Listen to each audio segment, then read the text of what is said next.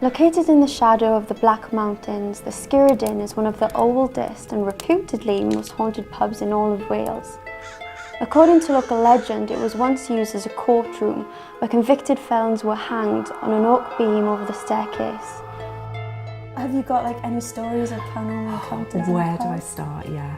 The most famous ghost here is probably that of the landlady that used to live here in the 1800s. Her name was Fanny Price. Her grave is just down the road. It's a stone's throw from the building. And she's said to haunt this building to this day. People have been in here who are complete skeptics. They've had an experience and they've left and never returned because it's frightened them so much. And this is the rope, Shan, that everybody comes to Skirrid to see. Yeah. It was thought that many people lost their lives on this stairwell. Well, on a personal level, in the 13 years I've been lucky enough to have this pub, I've only once seen a full figure, but it was enough to really rock me. Yeah. It was a late November evening.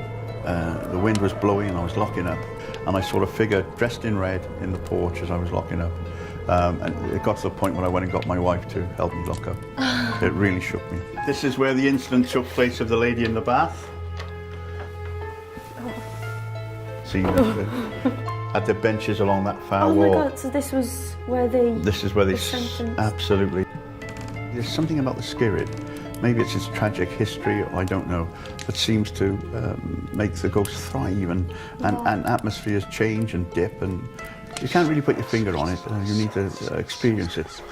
I've had a really good day with Claire and Jeff learning about the history of the Skirrid Inn. Is it the most haunted pub in Wales?